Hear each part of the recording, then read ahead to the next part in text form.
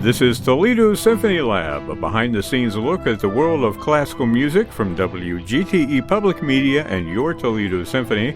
I'm Brad Cresswell, and joining me today in the studio are the TSO's Principal Second Violin and Artistic Administrator, Merwin Hsu.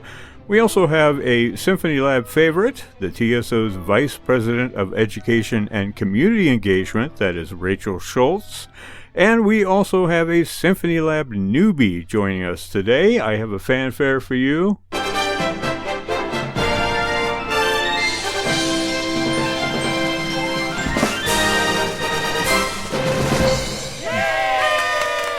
That is the Toledo Symphony's Community Engagement Coordinator Ellie Lee. Welcome, Ellie. Thanks for having me here. Welcome to not only to the program, Symphony Lab. You're a Symphony Lab newbie, as I mentioned, but you're also sort of a Toledo Symphony newbie. How's it going so far? It's been nerve-wracking. It's been great. Yeah. Which is it? Nerve-wracking or great? I think I should say it's great. Thank you. Yay! Now, Rachel, don't be jealous of Ellie's fanfare, because I do have a fanfare for you also. We're all familiar with Hail to the Chief, which is played when the president walks into the room. Do you know what the vice presidential ceremonial fanfare is? Wait, why wasn't this on the quiz?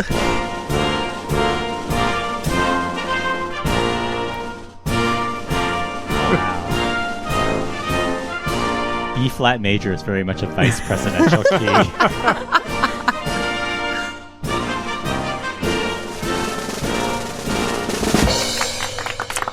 Wow, thank you, everybody. Yeah, that is your official fanfare now. Hail Columbia, which is played when the vice president of the United States enters the room. So it's good enough for her. It's good enough for you. Yeah, thank you. I like it. Totally. So we're talking about education today, and that is why you are here, Rachel. That is why Ellie is here.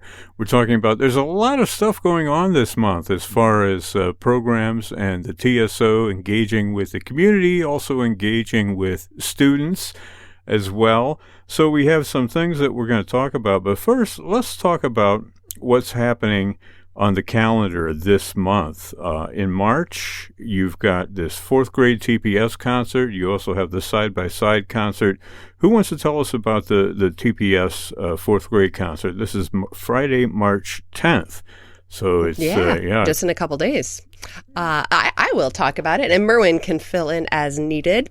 So every year, the Toledo Symphony invites all of the TPS fourth grade students to come to the peristyle and attend a concert, which serves as kind of an introduction to the orchestra.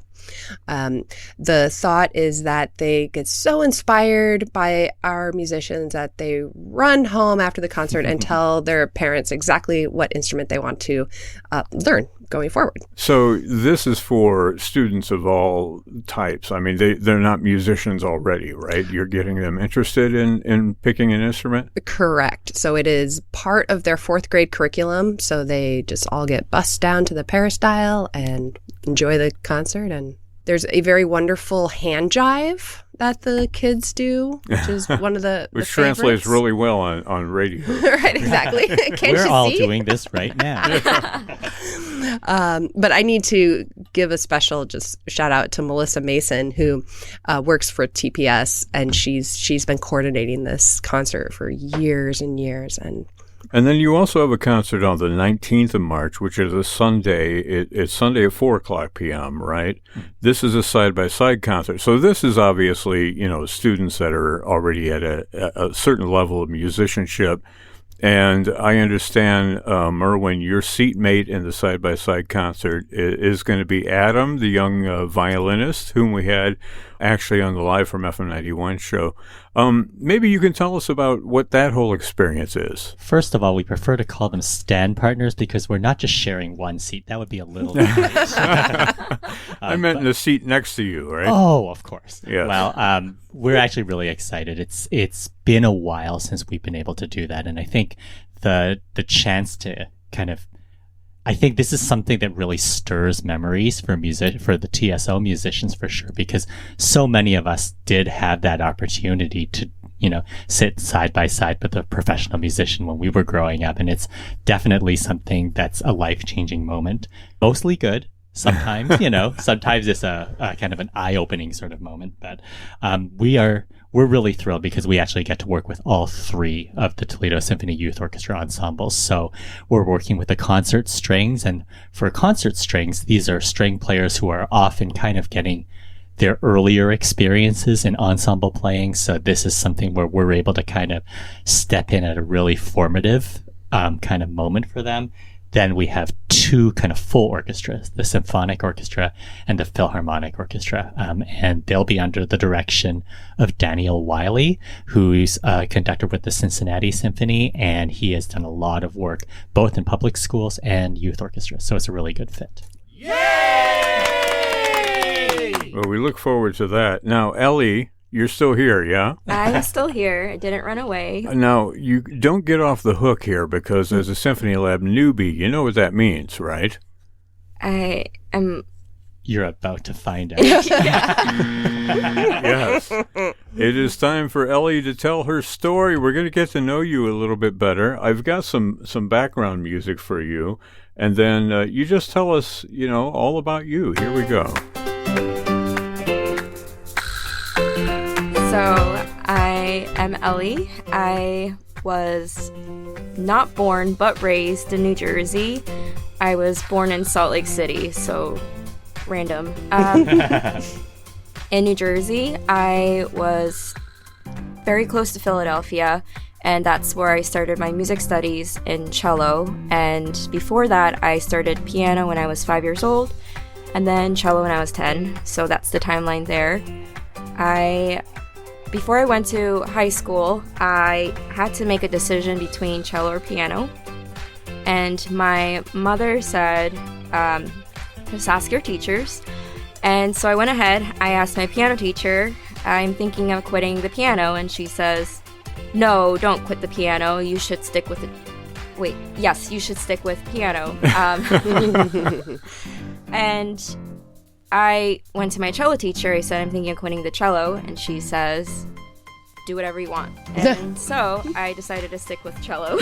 Wow. From there, I did my music performance degree at Lynn University in Boca Raton, Florida. And then my master's in music performance at CCM in Cincinnati. Right after that, during my master's, I was fortunate to begin working with Fort Wayne Philharmonic, which is not too far from Toledo. And during my time in Fort Wayne, I got really engaged with teaching and being part of my community. And I thought this position would have been perfect for me when the community engagement coordinator position opened up. And that's why I'm here. Yeah. So, Rachel, is it perfect for her so far? So far it is. We're glad to hear that. I love your story and the fact that you play the cello also, and the whole thing about, the cello teacher was like, do whatever you want. I say the cello is kind of like a love story between you and the cello and the piano. The piano was like, don't leave me. And the cello was like, oh, you can leave if you want. Follow your dreams, right? And so you went with the cello. Yeah. Do you have a name for your cello? I did growing up, and then its name was Ruth growing up. Really? Yeah. How did you get the name Ruth? It was a biblical story that I thought was really about interesting. A cello. Yes. Yeah. Was this one of those love stories, you can do whatever you want kind of thing, or a different story? I must have missed that part of the Bible. Yeah. Well, Ruth is a very significant name for me because it was my grandmother who raised me. That was her name. And also my daughter's middle name is Ruth. So is your grandmother a cello? No, she's passed away now, but she was sort of an amateur musician. She liked to sing and dance and that sort of thing. I could always tell when she was dancing and singing because I could hear her, but I could hear her footsteps, upstairs, and she was dancing around. So, but I digress. Enough about me. Let's talk some more about you, Ellie. So you're a cellist. Right. And also now you are working in administration with the symphony. You're branching out, right? I am. I'm getting out of my comfort zone. I still want to play cello. I still want to be very involved in music. I think being outside of a structured orchestral, sorry, Merwin, but I feel like I have more freedom in exploring in what I want to do with the cello, and that kind of brings me more joy for right now. I definitely will miss playing in an orchestra, but I'm still going to be playing. So now, did you play in any of the side-by-side concerts? Have you done that sort of thing in the past? I have done a side-by-side concert. I had a... Oh, you have a story to tell. I have some music for you. Oh, great. Okay. All right. Let's hear your side-by-side story. So after the concert, well, during a rehearsal, I missed the memo that when we do a bow, it would just be your stand partner, your student that you were working with, that would take the bow. And during the concert, when they stood up to take a bow, I stood up with them, and I was the only one in the orchestra standing with the kids. And for listeners who don't know, I'm 6 feet, so it's really obvious that I was standing up.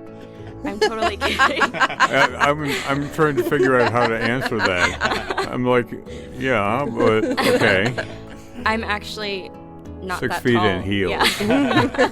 Those are some big heels. Yeah, nobody noticed, so luckily I got off the hook, but my stand partner noticed me slowly sliding down back into my chair while the kids are all still standing up. So it's a core memory for me and them of how professionals do it. Well, I love that story, too. You're full of stories. Do you have anything else you want to say to us, Ellie? We could spend the entire hour just, talking with you and listening to your stories. Maybe Rachel has a story. I have told all my stories. I'm pretty much out of music, except I do have your fanfare. Okay. Oh, my goodness. Well, let's talk about the education as far as Toledo Symphony goes, because a lot has been invested in working with young folks. We've talked about this a little in the past, but can you just give us a rundown of like all the different programs, the different things? And there's the Toledo Symphony School of Music. I mean, tell us a little bit about it. Yeah, we're doing a lot of great things, and that's really exciting. I like to say that a lot of larger orchestras are very surprised at how much we are doing. So that's awesome. Yay, Toledo. So we are doing a lot of work with the schools. For instance, March is Music in Our Schools Month. Yeah. So we do some work with some different Toledo public schools. And to help us celebrate music in our schools, there's going to be a couple of recitals at our Imagination Station, which for those of you out of town is kind of our local science museum. So those are coming up. We are also with Imagination Station. We're going to be participating in their Girl Power event on March 11th. Wow. So come on out, and we'll have an instrument petting zoo and lots of other fun things talking about great women in STEAM. So do people actually pet the instruments? I mean, how does that work? Yes, they they will hold lovingly the cello that will name Ruth and we'll put a little bonnet on her in honor of your grandmother. If it comes back to you, then it was meant to be, right? Right. Yeah.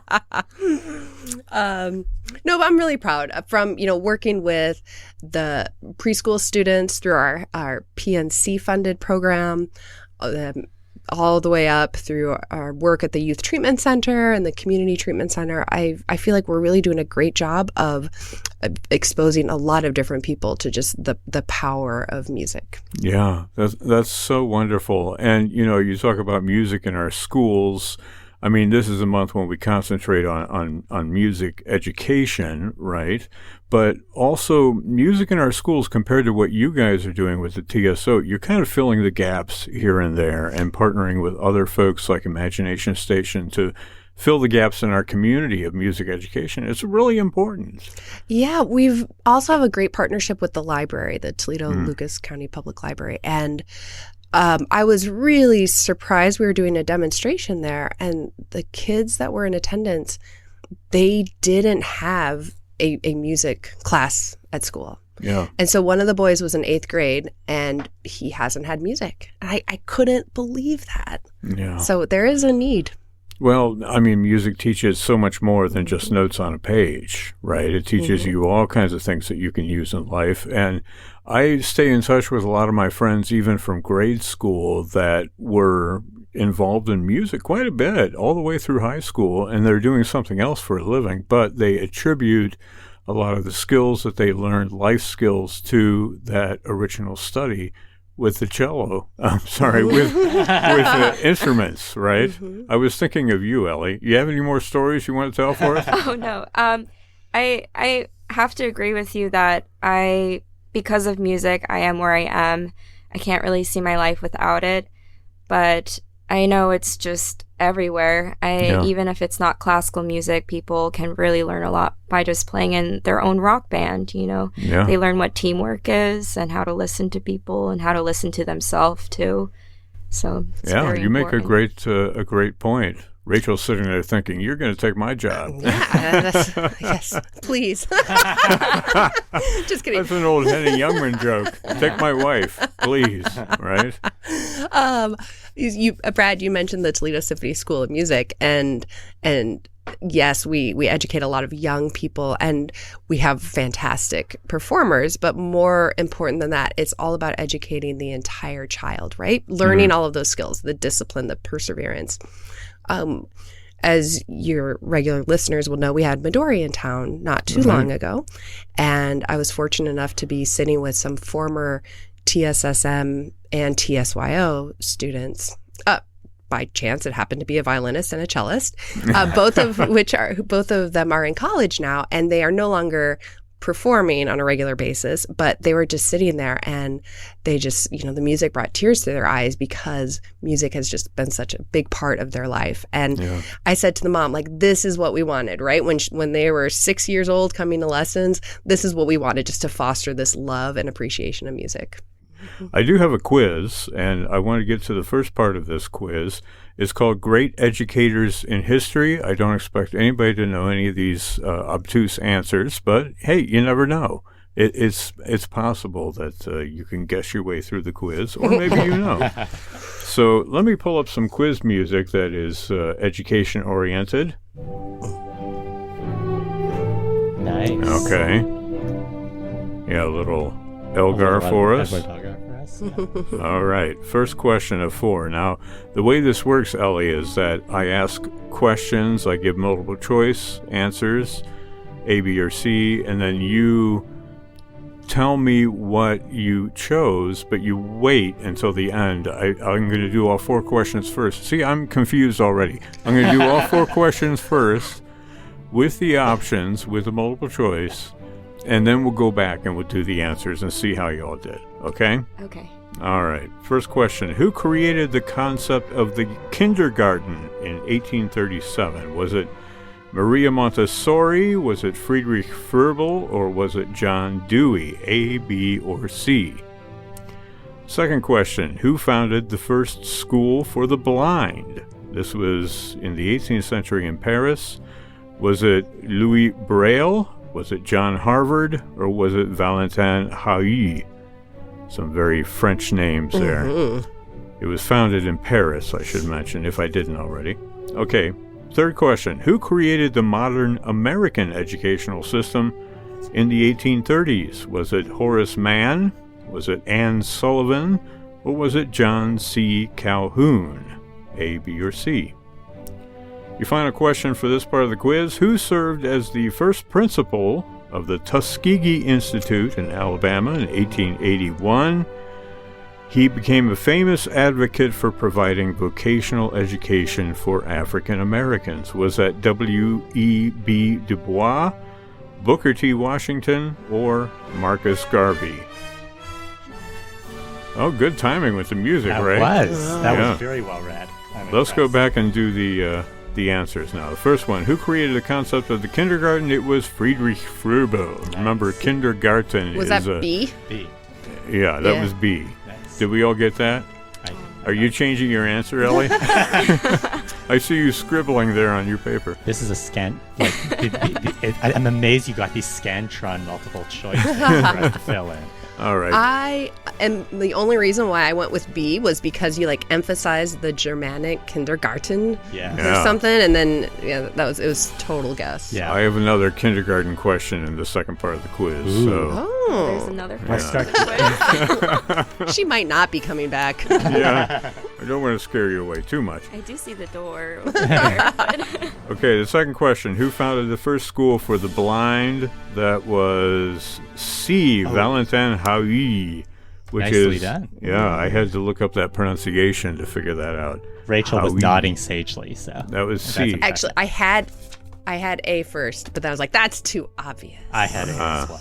So. Okay. And again, I went with the Frenchiest sounding one. Oh, yeah. good. How'd you do, Ellie? You're it's being okay, very let's quiet. Just move on. Okay, moving on to the third question. Who created the modern American educational system in the 1830s? It was A. Horace Mann, who was a representative in Congress, did a lot for the educational system back in the day. So it was Horace Mann. Anne Sullivan was the teacher who taught Helen Keller. You remember that? And John Calhoun, he was somebody else. I think he was a Secretary of Education or something. Anyway, last question for this part. Who served as the first principal of the Tuskegee Institute in Alabama in the 1880s? It was B. Booker T. Washington. Anybody get that? Yeah. Mm-hmm. Yeah. So, Rachel, really, you win Running this part of away the with quiz. this. Yeah. Yeah. And actually, the only, I mean, of course I knew them all and did not guess at all.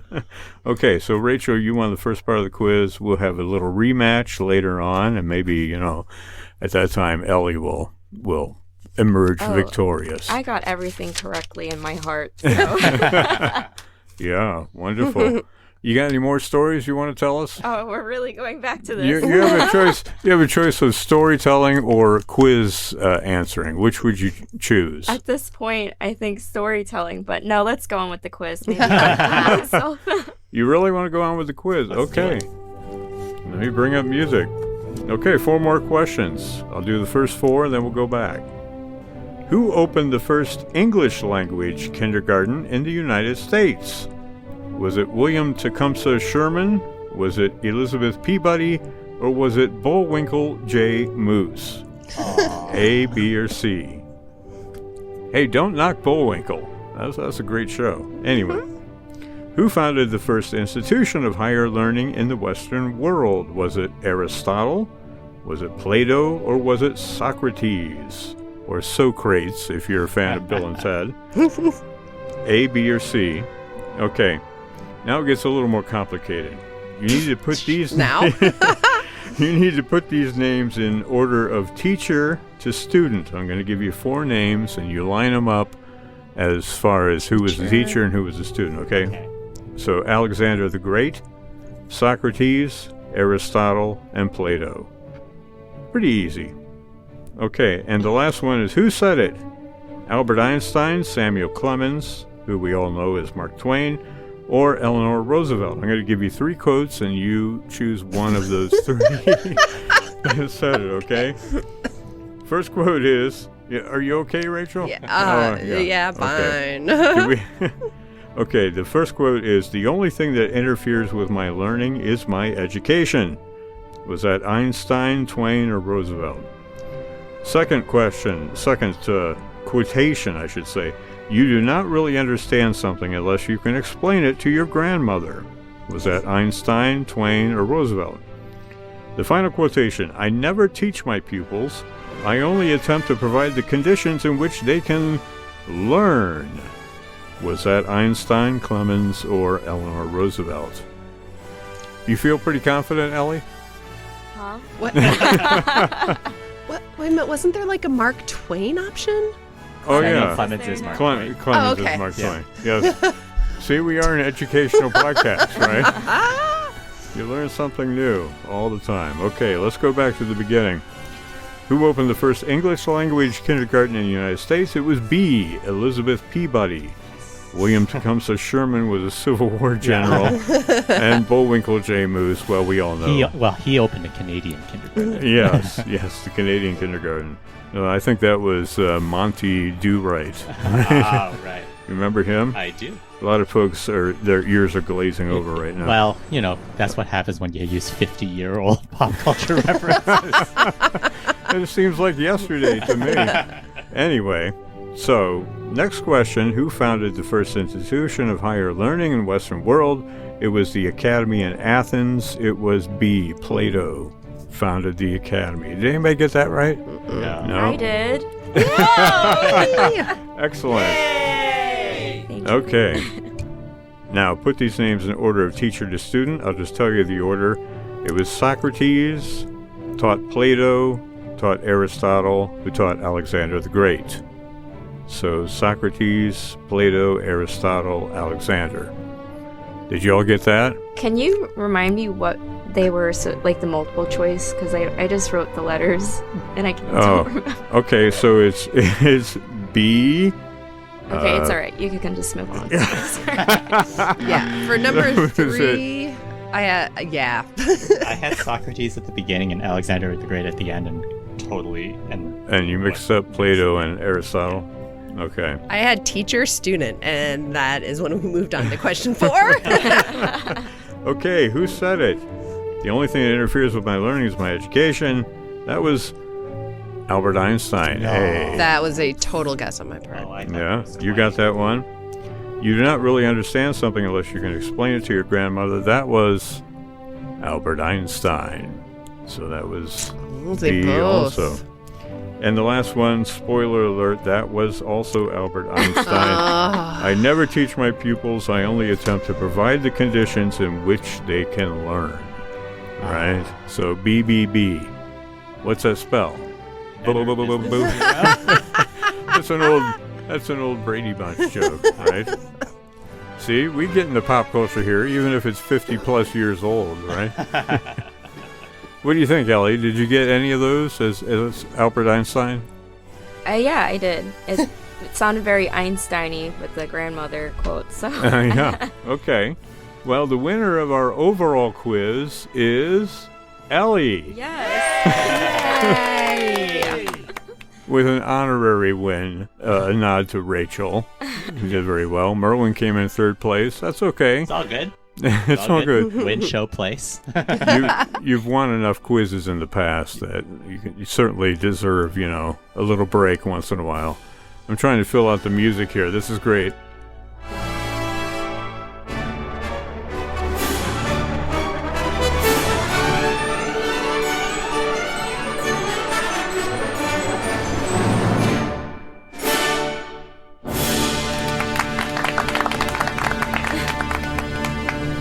We're actually performing that piece, minus the valedictory cymbal clap at the end, Yes, at a little community rim shot. concert in Archbold.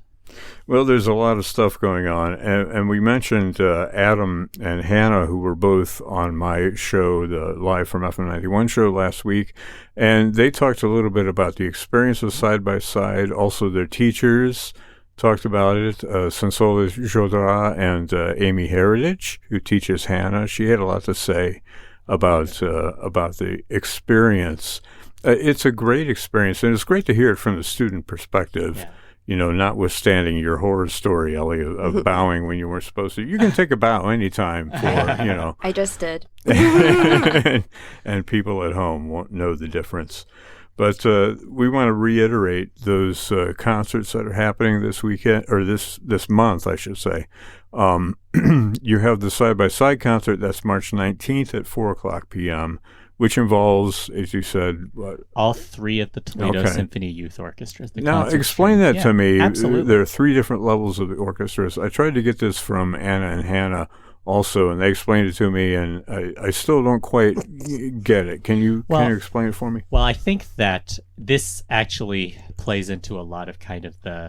I got some music for you here. Well, that just threw me off. I'm going to start all over again.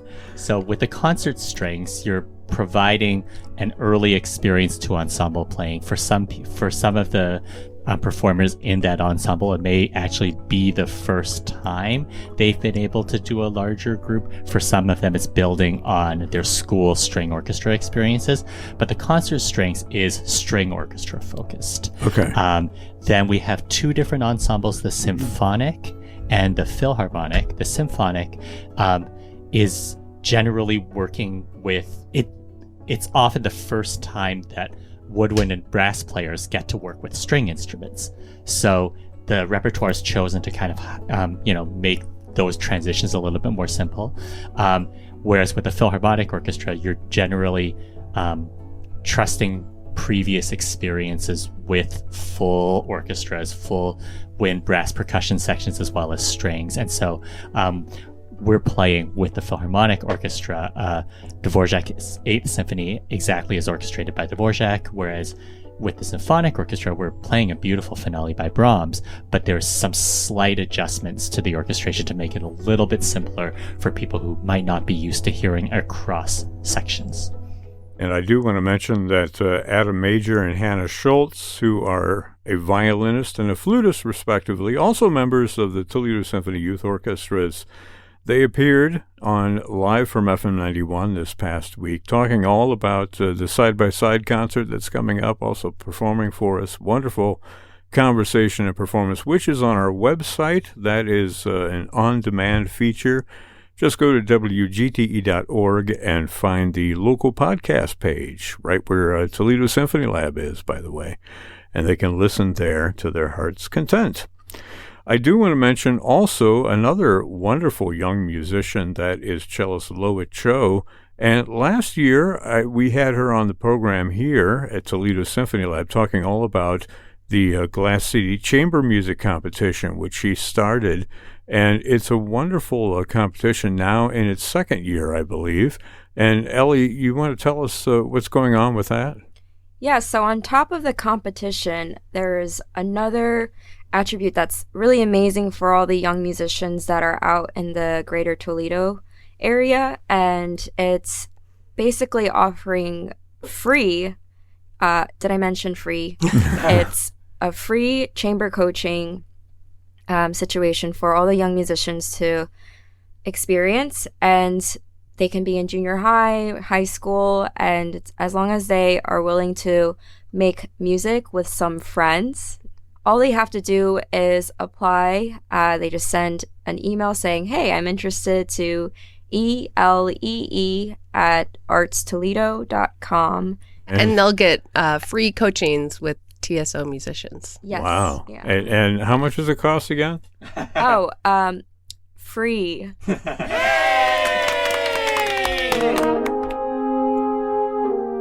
I didn't mean to hit that button. Sorry. So yeah. Anyway. They can apply as soon as now. I'll start looking at applications or email notifications around March 10th. And this is not for them to compete in the competition. This is them to just solely have a good musical experience. So, Ellie, thanks for sharing that information with us. And I just want to check in with you. It's your first episode of Toledo Symphony Lab. We're about at the end of the episode today. How's the experience been for you? Okay, that's enough. No, it's been really great. I had a fun time. I'm speaking to a microphone and not really anybody else. So it's welcome to my world. My dream. Yeah. This program is a production of WGTE Public Media in collaboration with our sponsor, the Toledo Symphony, with generous support from the Rita Barber Kern Foundation. You can download episodes of our show as a podcast by going to our website. That's at wgte.org/lab. You can also subscribe to us through your podcast app of choice, including Apple, Google, and Spotify podcasts.